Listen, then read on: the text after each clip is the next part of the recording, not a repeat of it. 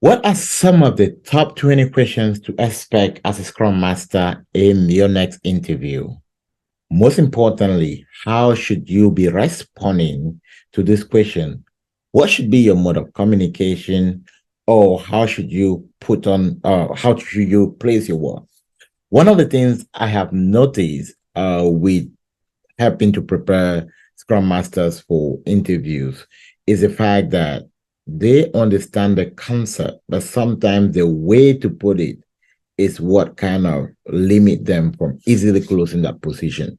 So today we're going to go through top 20 questions you should expect or top frequently asked question in a Scrum Master interview. We're going to look at it from a three-dimensional point of view so that this can help you close that gap in your next interview. All right, if you're new here, please click the subscribe button. Welcome to the Scrum Chat Room with Dr. Francis Mbunya. It is time for us to learn in a very simple, straightforward way. One of the goals of this channel is to provide you with very simplified information about Scrum, the reality on what you expect out there. So if we're going through these top 20 questions and you realize that, oh, you know what? I can't answer up to 10 of this question correctly, then you need to do what? You need to sign in for coaching. Okay, perfect. Now let's get started. Now, the question most often you will not escape, even if it's not asked directly to you, it's going to be asked in one way or the other. Is a question, tell me about yourself, right? Tell me about yourself.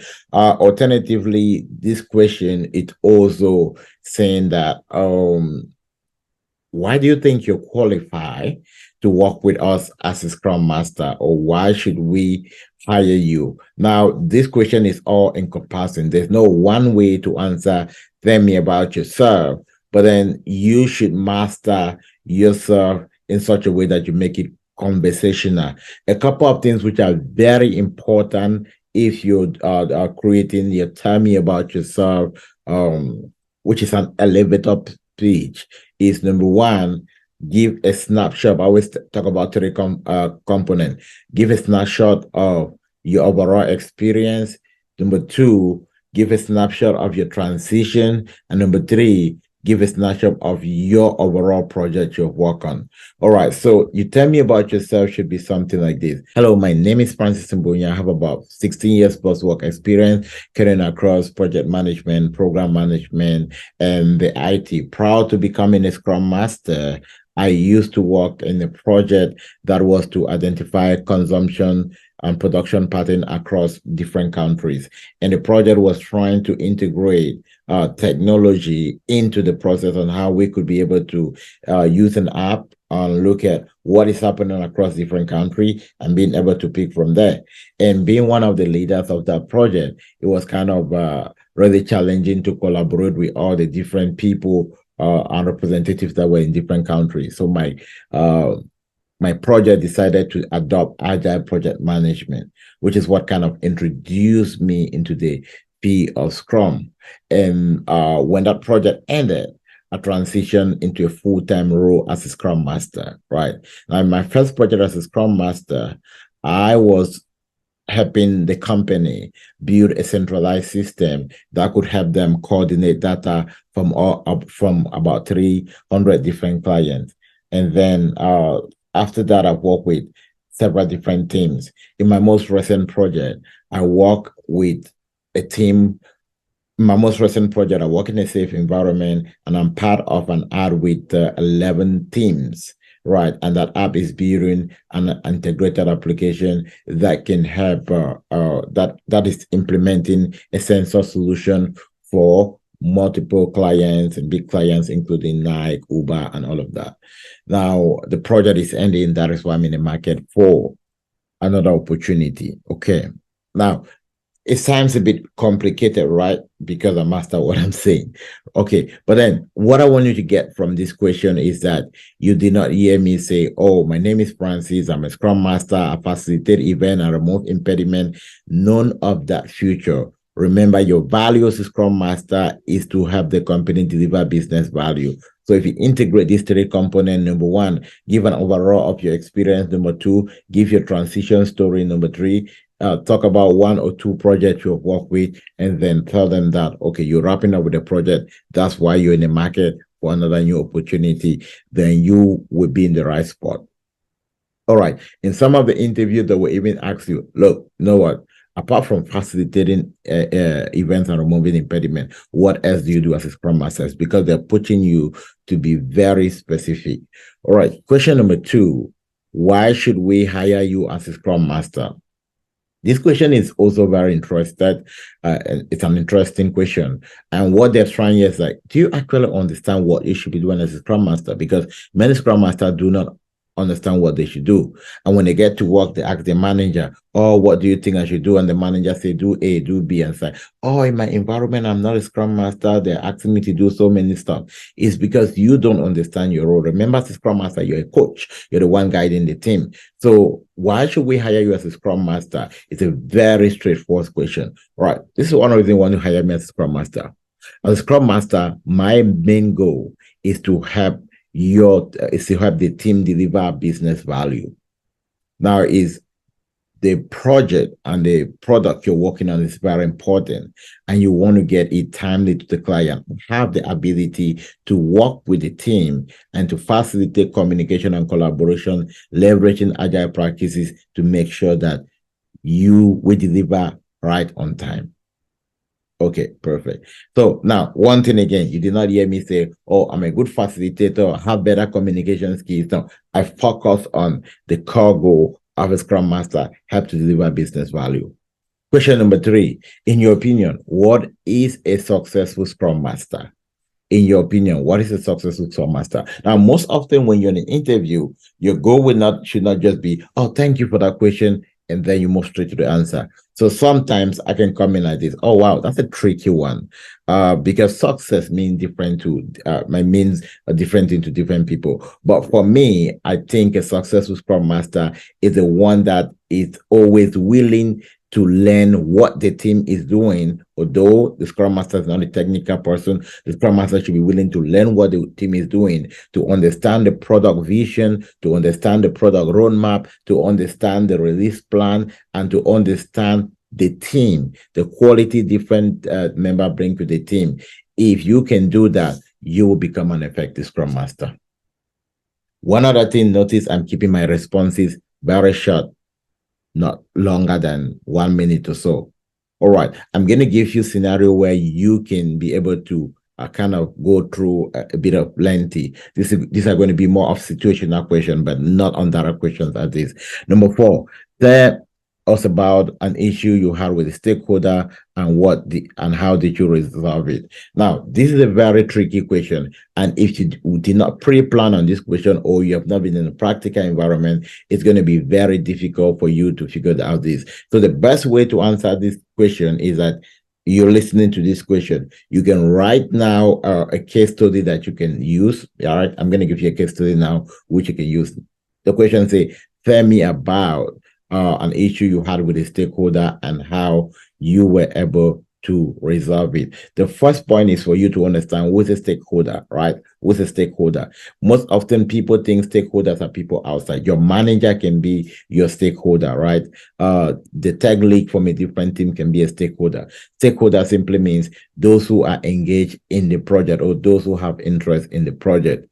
So I can say that, all right, now, one of the issue I had with a stakeholder, which was one of the top management when I joined the team, was the fact that they needed me to get the team aligned as soon as possible. So when I get into the companies like, okay, look, this is our main issue. We want you to get everyone on camera. We want you to get all the events in and start facilitating them. And we want you to get the velocity up.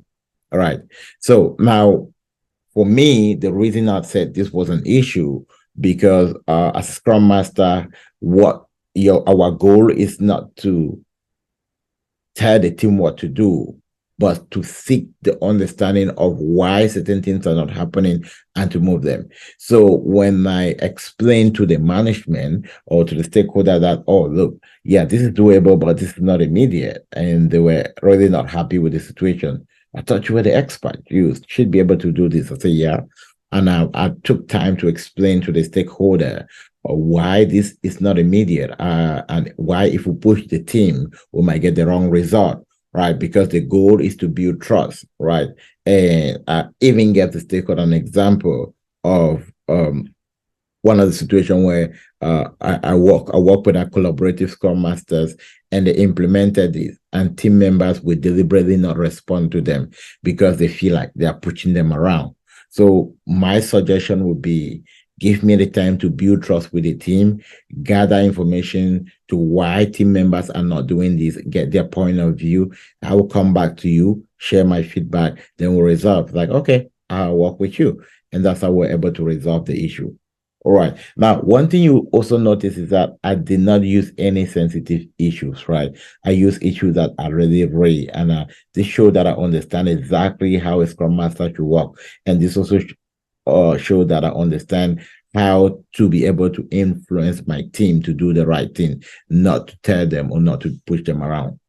Okay. Number 5 says, tell me how you would facilitate a daily Scrum meeting. This question is very simple, but it's also very tricky, right? No, most people answer this question like, okay, we have asked the 3 questions, and then I get a feedback, right? Now, a daily stand-up meeting, this is why I'm going to answer this question. Well, daily stand-up meeting is one of those simple meetings, but also very tricky, right? Because the goal, if you don't actually really pay attention to your daily stand-up, it might end up being, oh, yesterday I did this, today I did this, I have no impediment. And you're not getting a true reflection for your team. So what I do to ensure that my daily stand-up are effective is that, number one, I pay very close attention to what the team members are working on, right? And sometimes I ask very specific question. All right, James, yesterday you did tell us that you were working on this issue. Can you share any update into how you've been able to resolve it? Or Peter, yesterday, one of the points we discussed was that you are facilitating dependency with this team, which was supposed to unblock the story for us to pull ahead. Do we have some progress on that? All right. So you realize that when I go a bit more closer to understand what the team is doing, the case is different. Now, why is this also a very important way to tackle this? Many Scrum Masters don't pay attention on what their team is doing with an excuse that, oh, I'm not supposed to be technical. I'm not supposed to know what they do. Now, you're not supposed to be technical, but you're supposed to document what your team is doing, and you're supposed to have a close follow-up of that. That is what builds trust, right? If you definitely don't care and you only come like, okay, so what day, let's stand up. Or James, give me updates. This give me update. This give me update. You realize that what? It's always about update, and you don't really care about the work they're doing. So why it's important, the event is for update, but then the main purpose of the daily stand-up is also to build that rapport and to make the team feel, really understand that you're there for them. Okay. Question number 6. How would you deal with a conflict in a team? Right. Okay. I think I did a video about different type of conflict, which I think I'll share the link under this video. But then I'm just going to give you a strategy on how to deal with conflict. Now, always think about conflict like this. Conflict is not because we don't like each other. It's just because we disagree, right? We disagree because our values do not really match together. And as human, we're emotional. And when all of this when all of these differences come in place, it's like, okay, you don't want to accept a situation. So how I deal with conflict, number one is I build relationship. Now, you agree with me that if you have a conflict with your friend, it's a bit difficult for you to know how to resolve it because you understand that person very well. Versus you have a conflict with someone you've never met before, you don't even know how to reapproach it. So the first step to be a good conflict resolution as a Scrum Master, if that's what I say, now is for you to be able to build that rapport with the team, get to understand them, get to understand what they love. So in most of the cases, you realize that resolving conflict will be more of conversation, not really pulling people. No, the generic way to respond to this question is, I'm going to have a one-on-one with this person, have a one-on-one with this person, find out this or so. Yeah, that's a generic way. But then a more better way to address this would be, okay, I know conflict is something that's inevitable, but my approach is always like build rapport with the people, get to understand them, what they like and what they don't like. If in case conflict actually occur in a team, it's easier for you to approach them from that point of value and easier for you to launch communication, right? There's no conflict that can not be resolved if we seek to understand the rationale behind why people do things. And most importantly, when I resolve conflict, I try to not try to address I try not to focus on the only on the root cause. The reason why I go a bit more deeper is to understand it, but I try to focus people on a common interest, why we are here and why we should keep our differences together, and how we should be able to separate people from people and opinion, right? People and opinion. Conflict most often arise because we are looking at people and opinion all meshed together. All right, number 7. What are your strengths and weaknesses? Very important. Now, my strength is I pay very close detail to I pay very close detail. I pay very close attention to detail. Okay. This is a very tricky way. It's something they're looking for, but it's also something very tricky. Because if you say you pay attention to detail, and then all the time they asking question, you're missing out very important stuff. You're not paying attention to detail, right? So paying attention to detail simply means you're an active listener. You can listen very closely without getting distracted, right? Which is also something you should consider very, very serious in your interview. The interviewer doesn't like it when they ask you a question and like, oh, can you repeat it? It's not clear. Can you ask it another way?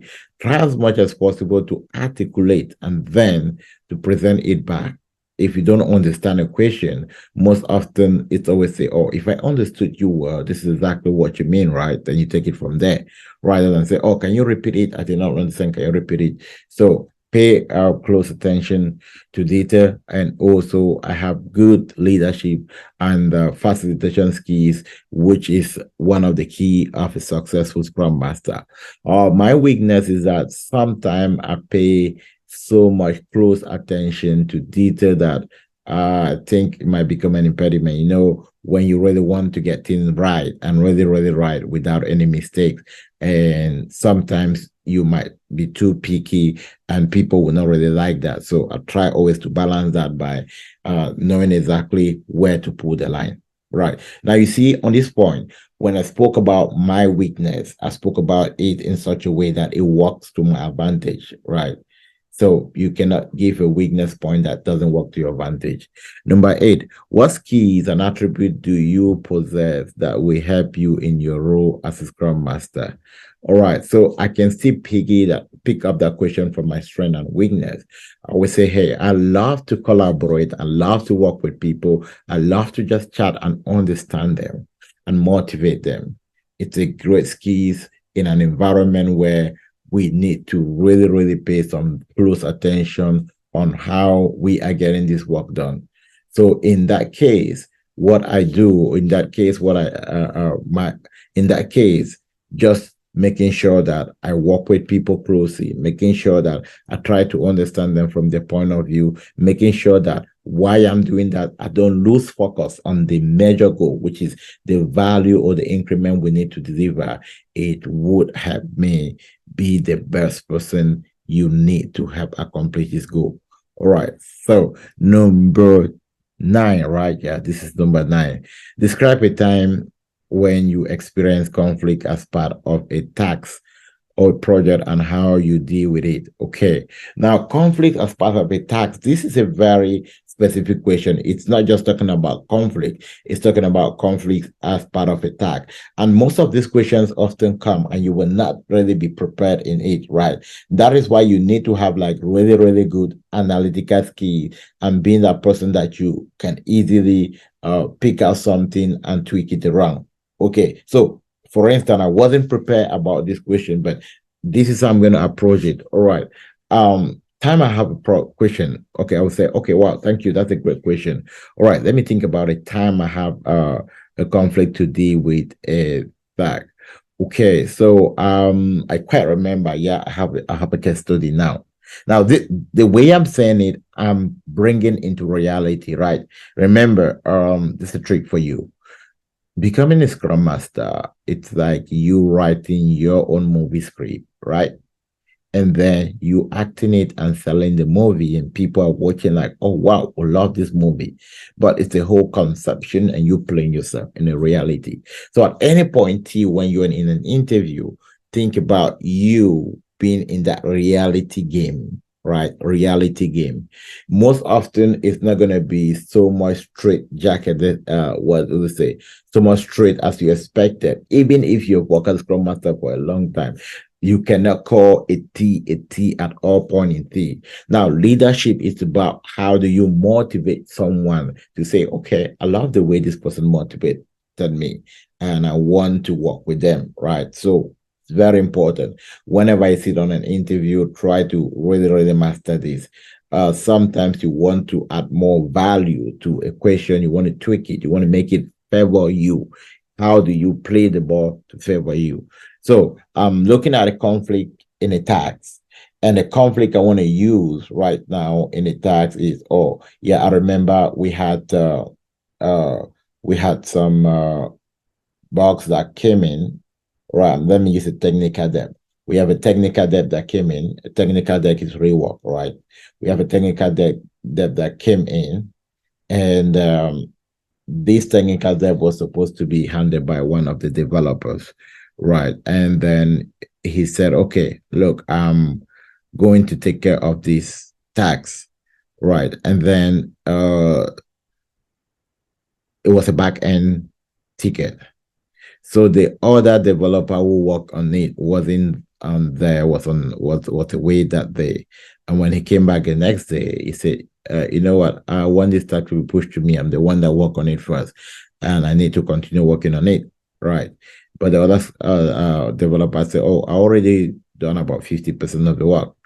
And it was kind of a conflict between them trying to look at how who is going to be the person to push up out that app, right? Oh, I started working on this, I should be the one working on this. The other was like, oh, but you were not there yesterday, I pick it up, I've already done 50% of the work. But then now in that case, it was about who to take the credit, right? I did understand from the point of a Scrum Master, I understood that, okay, the person who did the work would take the more easier time, so they can easily close the ticket and take more credit, right, compared to the other guy. So he wanted that point. But when this falling back argument was happening, I kind of said, okay, team, can we handle this during the parking lot? And during the parking lot, I actually did make it clear to them that, okay, look, I do understand that this was you started working on this ticket and it went forward and came back. So and I also understand that, okay, Peter is also working on a ticket and Peter has done more work. Why I understand the balance. The goal for us is to ensure that the work is completed, not who did the work. But since you're also interested in learning from why it came back, and also that I'll let you two pair and work on the ticket so that you can get this out and both of you can take the credit. So okay, that works. And I was able to solve a problem. All right, perfect. So that's just something I make up, right? That's not a reality that happened. That's something that I make up. And now this is just to tell you that, or when you're in an interview, they're trying to look at, there's some scenarios that they know that, okay, in reality, you're not come across it.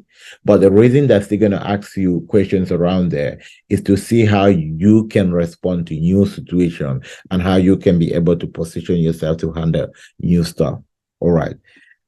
So the next question says that, question number 10, tell me what you understand about the project life cycle. Okay. The project life cycle simply indicate the end-to-end process, how we start working on a piece of work onto how we complete it, right? So from where we start collecting the requirement, from where we plan how to work on the requirement, we build it, we test it, we deploy it, and we release it to the client. So that's the product or project life cycle. Number 11, have you ever been part of a project where the client was dissatisfied? Or alternatively, how will you handle a dissatisfied client? Okay, Now this is a question. I'll say, right, this is very important. I've not really been in such a scenario where I would say the client is dissatisfied, but I've had some really not good feedback during my spring review from stakeholder because they were expecting us to deliver more, but it did not really come through as they expected, right? So the feedback wasn't back. But most often I take this feedback as learning points.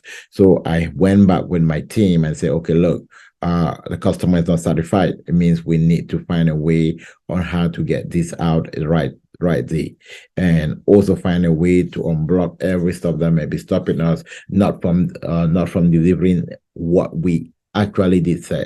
Right. So this actually happened because quite a number of tickets were carried out. And this happened also because quite some team members got off during the spring unexpectedly. And we actually also did come up with a working agreement and some of the key rules on how we can take permission, and also kind of just being mindful. We are not saying that people should not take permission, but this just helping us to be able to stay more conscious about these are certain rules on why you can take time off in an emergency. And if you're taking time off, try to collaborate with someone that can be able to fit in with you.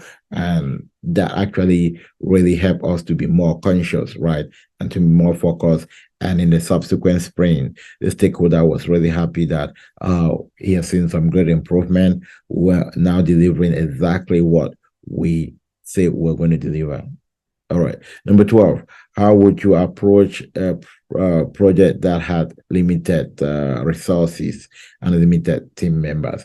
Okay, this is very important. Now, you might not want to say that you work in a project with limited team member. You can say, oh, this is a very important. So I'm going to give you an example, which often occur in most of the team I work with during the December period, right? During the December period, a lot of people are taking vacation, and most often, most of the client also want most of the work to be there. So we have limited resources at that particular point to close it.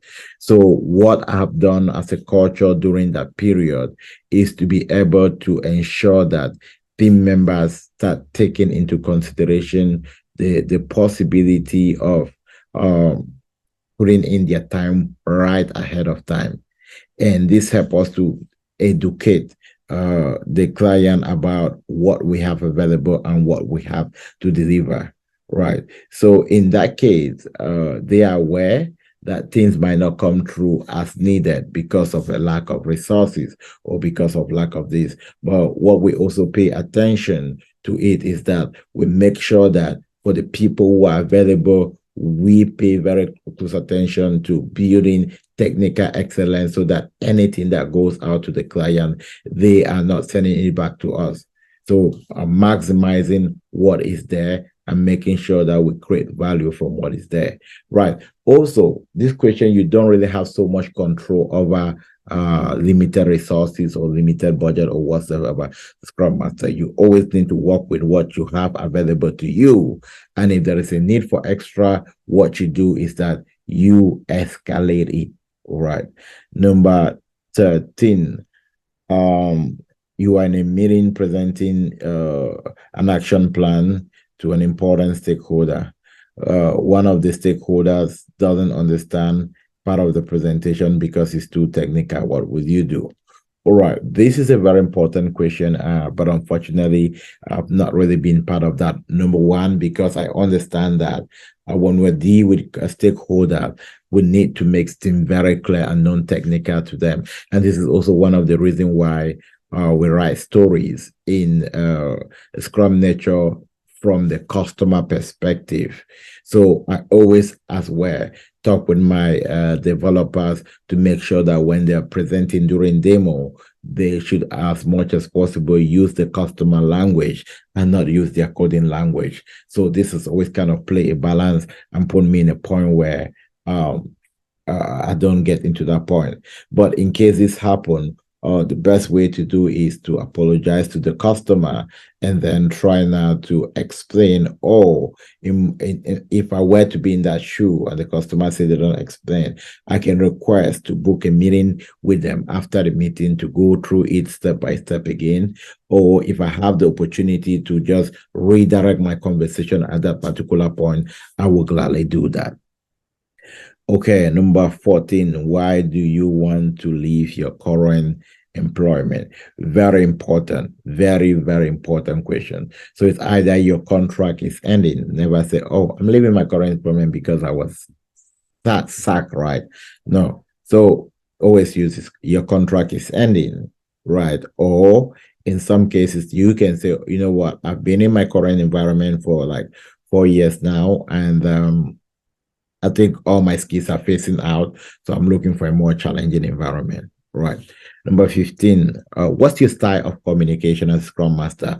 As Scrum Master, your style of communication is persuasive and open communication. Right. As Scrum Master, I use powerful questions to seek to understand the rationale behind the action of my team rather than using authority.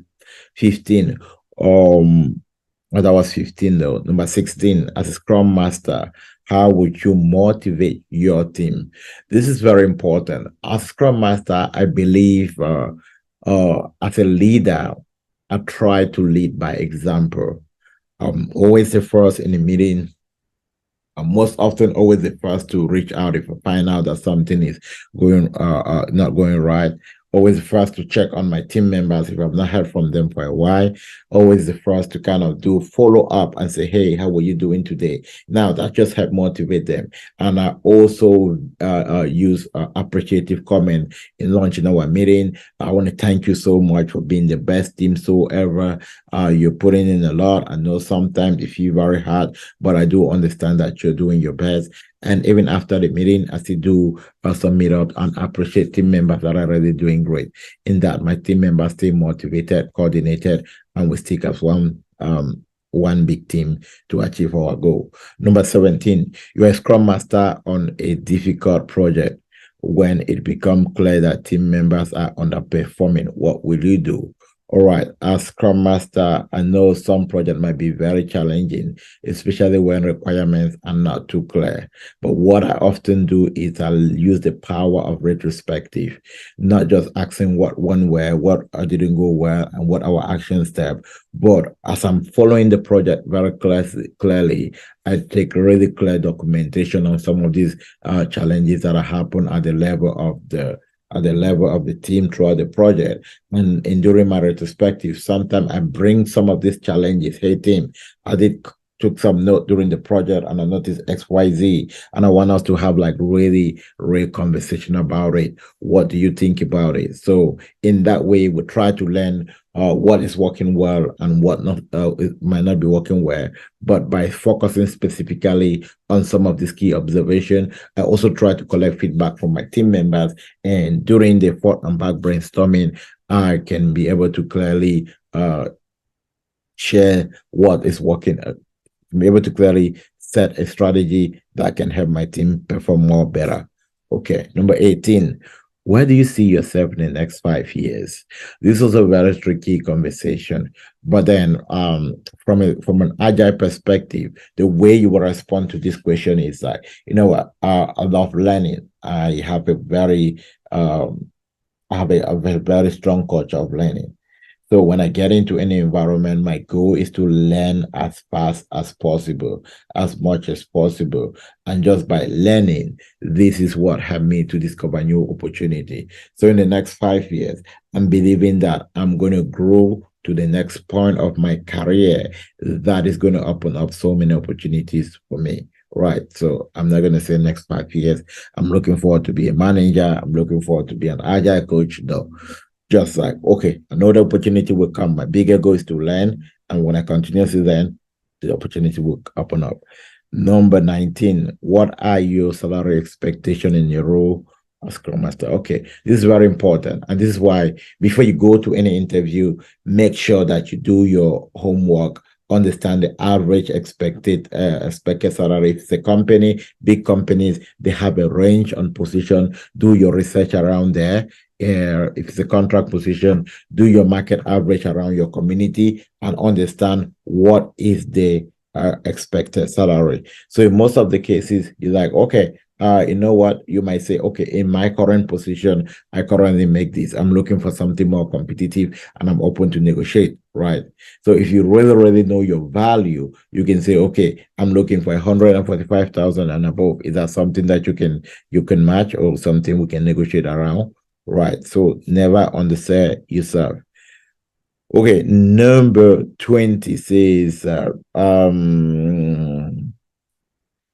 this is the end of the interview. Do you have any question for us? Okay, they're always going to end that. This is the end of the interview. Do you have questions for us? Yeah. So, what are some of the top questions you should be asking? What are some of the top questions you should be asking? Number one question which you should ask is, okay, thank you very much. Now, I want to learn more about the teams I'll be supporting. Do you have more information about the team I'll be supporting? Or if they say, oh yeah, this is a new team, but you can only ask this question if the interviewer did not take time to introduce this at the beginning, right? If not, just leave that out. Now you can also ask question about the agile culture of the company. Like, okay, well, I see that this is why you should do your assignment. I see that this company has been implementing agile for a while. What would you say are some of the key success story you've implemented and what is the main drive behind it, right? You can always ask question like, okay, let's assume that I'm a good fit for this position. What are some of the expectation you have for me within my next 50, within my next 30 days, within my next 90 days, right? Yeah. What most often don't ask question about salaries at this point. Don't ask this question, especially if it's a full-time role, except you are being asked the expectation. Don't ask question about salary for now. Yeah, okay. All right, perfect. So we did cover 20 top questions, and I believe if you actually go through this forward and back, you should be able to kind of really, really close your next position without any challenge. But then if you've been doing this over and over again and you have not really closed that gap, it means you don't need question and answer, you need coaching, right? You can reach out to me with a number on the screen and we will gladly help you and just we have a very powerful community of practice where we kind of help you build your confidence by enabling you to practice how not just how to answer questions, how to run the project. When you start doing that, your confidence build up and automatically your articulation power kind of just go up. Okay, you can also check on the description. There's quite a lot of information that you can get from our site to help you become the best agile practitioner ever. All right, I'll see you in the next video.